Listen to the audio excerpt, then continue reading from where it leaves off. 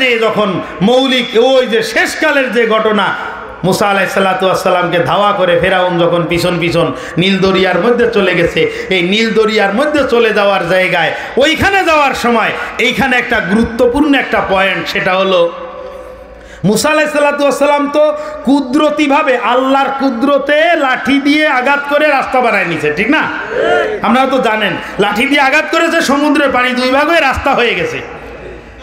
এখন ফেরাউন ও কিন্তু ওই রাস্তায় নামতে ছিল না প্রথমে, কারণ ওর ঘোড়া নামতে চায়নি। এই ফেরাউনের সঙ্গে আরেক দাতাল থাকতো, এই আমান, এই যে বলে বলাইছে আমান, এটা ছিল কিন্তু মন্ত্রী। ওর মৌলিক নেতা অতটা খারাপ থাকে না যতটা খারাপ থাকে তার চামচা।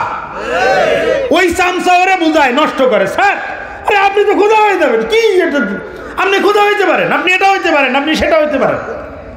ওই শয়তান কানের মধ্যে কান ফোড়া দেয়, স্যার অমুকের পিছনে লাগেন, এটা করেন সেটা করেন, ইসলামের বিপক্ষে যান, এটা করেন সেটা করেন, এই সমস্তগুলো ওই নেতার কানের মধ্যে ওই চামচায় কিন্তু বলে, ওই চামচায় হুসমন্ত দেয়। ওই হামান ওই বজ্জাত তাড়াতাড়ি পাশে এসে, স্যার সমস্যা কি? আর বিশাল বড় হাইওয়ে, এই যে বাঙ্গার রাস্তা মানে গোপালগঞ্জের যে বাঙ্গার রাস্তা, বিশাল সুন্দর না?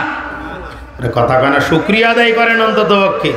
এই এলাকার মানুষের জন্য না, পদ্মার এপার আমাদের দক্ষিণবঙ্গের জন্য পদ্মা সেতু কুদরতে হাকিম আল্লাহ পাকের পক্ষ থেকে মারাত্মক একটা রহমত। বিশ্বাস করলেন না? না, আমি নিজে 29 ঘন্টা একবার আটকেছিলাম ওইখানে। একটা পাউরুটি 20 টাকা বিক্রি করেছে আমার কাছে একজন। একটা ওই যে 3 টাকা দামের যে বন, ওই পাউরুটি 20 টাকা। ভাই ফ্লাক্সি লোড দিতে গেছি, নিচে 22 টাকা আর ফোনে আইসে 18 টাকা, বুঝছেন? হ্যাঁ, আর সেই জায়গাটা 5-7 মিনিট 10 মিনিটের মধ্যে, আলহামদুলিল্লাহ, বুঝাই যায় না যে আমি যে কথা বলতেছিলাম। ফেরাউন মনে করেছে তো এরকম সুন্দর বিরাট রাস্তা, ওই মানে হামান মনে করেছে। হামান যখন বলতে, স্যার এ তো আপনার করা রাস্তা, চলে যান, মানে আর কি বলার, বোঝানোর জন্য বলতেছি। ফেরাউন বলতেছে যে না, এখানে তো রাস্তা থাকার কথা না, আর ঘোড়াটা কেমন অস্বাভাবিক আচরণ করতেছে। ও মুসলমান, পিছনের সমস্ত কিছু সব কিছু বাদ দিয়ে কে কি বলে আর কে কি করে এটা কিন্তু দেখার বিষয় না। সব থেকে বড় গুরুত্বপূর্ণ এবং দেখার বিষয়, চিন্তার বিষয় হলো এইটা, আমি একজন মুসলমান, আমার দলীয় পরিচয় পরে, আমার এলাকার পরিচয় পরে, আমার সমস্ত কিছুর পরিচয় পরে, সবার আগের পরিচয় হলো আমি একজন মুসলমান। কথা বলেন ঠিক কি ঠিক না? আমি একজন মুসলমান হিসাবে আমার কি করণীয়? আল্লাহ পাক রব্বুল আলামিন বলতেছেন, উদখুলু ফিস সিলমি কাফা, ইসলামের মধ্যে পরিপূর্ণভাবে দাখিল হয়ে যাও। তুমি পরিপূর্ণভাবে মুসলমান, তুমি নিজেকে দাবি করো, ও মুসলমান, দৈনন্দিন 5 ওয়াক্ত কুদরতে হাকিম আমি আল্লাহ পাক রব্বুল আলামিন তোমাকে আমার ঘরের মেহমান হিসাবে ডাকি। 5 বারের মধ্যে 2 বার 3 বার 4 বার তুমি উপস্থিত হইতে পারো না, সপ্তাহে একদিন সুন্দর করে সেজে গুজে ফাজকুরুনি আযকুরকুম এই সময় চলে আসো। ফাজকুরুনির কথা মনে আছে? ভাই রাগ করতেছেন আপনারা? গোপালগঞ্জে আমি অনেক দূর, এই যে মুকসেদপুর একসময় প্রত্যেক বছর আসতাম, 5-7 বছর আসার পরে তা এরপরে যে সে লোকটা কোথায় চলে গেছে এখন আর হয় না। এদিকে আসছি বহুত টুকটাক, এই যে এলাকা এদিকে আসা হয়নি। আপনাদের এখানে এসে যে উলামায়ে কেরাম যাদেরকে দেখতেছি আমি সবাইকে দেখি প্রায় পরিচিত, কারণ বড়গুনি মাদ্রাসায় একবার শিক্ষকতা করেছি 1 বছর, সেই সুবাদে অনেককেই পরিচিত দেখতেছি। আমি আপনাকে বলতেছিলাম বাজান, আমি একজন মুসলমান, সব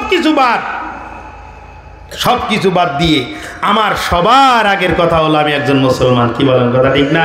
তাহলে আমি একজন মুসলমান হওয়ার পরে আমি দাবি করলাম জোরে, আমি একজন মুসলমান। আজান হয়ে গেছে মসজিদে, আমি এখনো চায়ের দোকানে বসে টেলিভিশন দেখতেছি।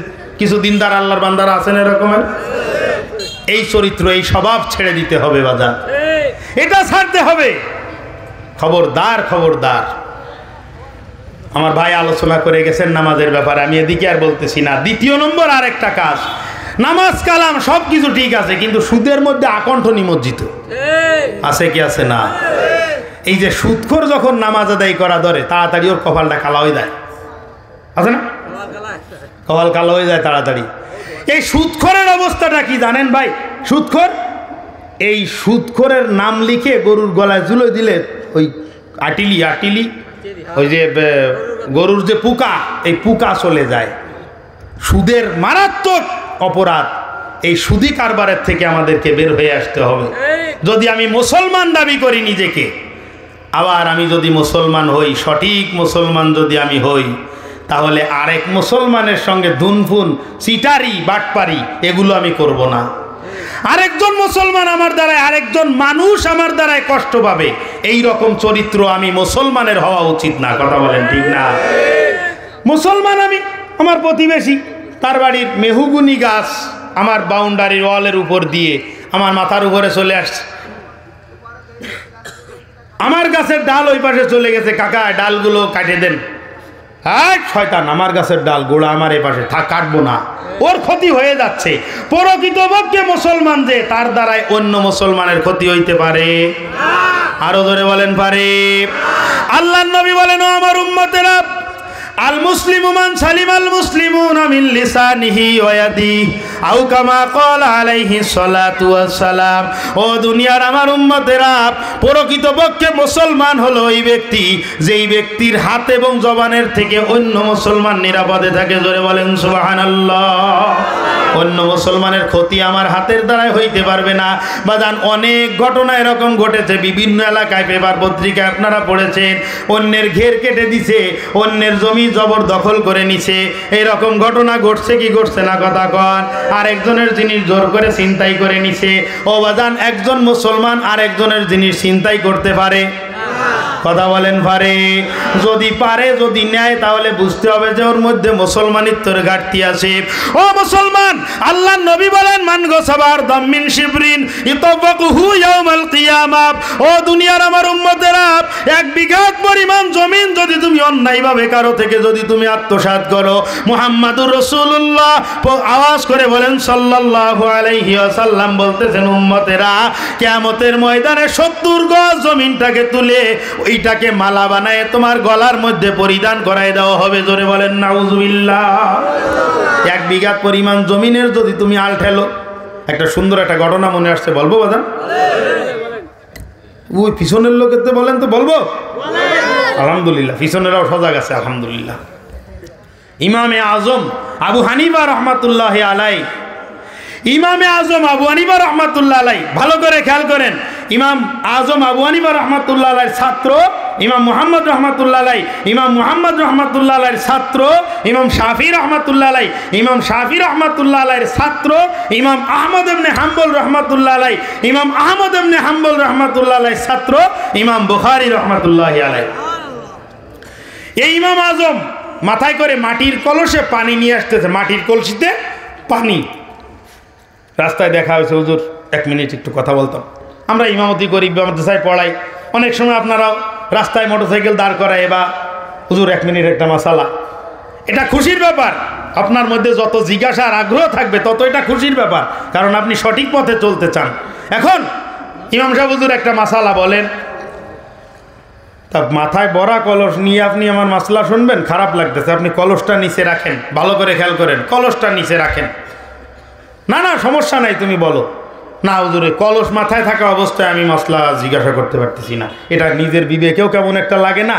আপনার মাথার উপরে ভরা কলসি, ওই সময় আমি দাঁড়ায় 10 মিনিট কথা বলতেছি, তাহলে এটা কেমন একটা অন্যায় না? এখন ইমাম আজম আবু হানিফা রহমাতুল্লাহ আলাই বলতেছেন যে ঠিক আছে বলো। এই কথা বলে কলস মাথার থেকে হাঁটুর উপরে রাখছে এইখানে। জি বলো। হাঁটুর উপরে রাখার পরে লোকটা বলতেছে এবার তো আরো সমস্যা, আপনি নিচে রাখেন না, একটু মেহরবানি করে নিচে রাখেন, 2 মিনিট হয়ে যাবে। কলস নিচে রাখা যাবে না, মাসালা তুমি কি জিজ্ঞাসা করো তাই বলো। ওই লোকটা বলতেছে যে হযরত কলস নিচে রাখা যাবে না কেন, আগে এইটা বলেন তারপরে যে অন্য কথা। কি কলস কেন নিচে রাখা যাবে না? ইমামে আজম আবু হানিফা রহমাতুল্লাহ আলাই ডাক দিয়ে বলতেছেন, ভাই রে, এই যে জমিনটা আমি দাঁড়ানো আছি, এই জমিনটা আমার না, আর আমার এই মাটির কলসির নিচে এখনো পর্যন্ত ভিজা। আমি যদি এই কলসিটাকে মাটির উপরে রাখি, তাহলে পরবর্তীতে উঠানোর সময় 1 খাবলা মাটি এই কলসির পিছনে চলে আসবে। কথা বলেন।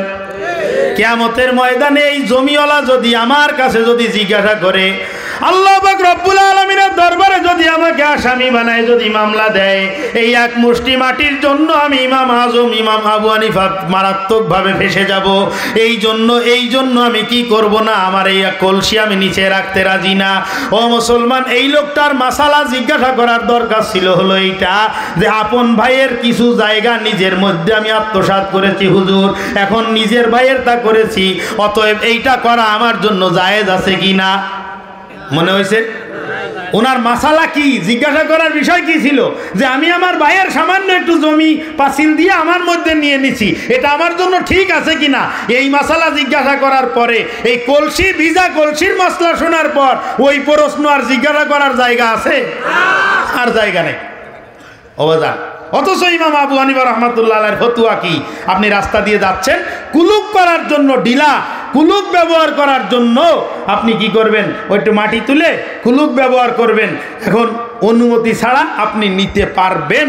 ওই পরিমাণ মাটি আরেকজনের জমিনের থেকে নেওয়া যায়, যেই পরিমাণ মাটি নিলে জমিনের কোনো ক্ষতি হয় না, ফসলের কোনো ক্ষতি হবে না, ওই পরিমাণ মাটি আপনি তার অনুমতি ছাড়া নিতে পারবেন। এটা হলো আবু হানিফার দেওয়া ফতোয়া।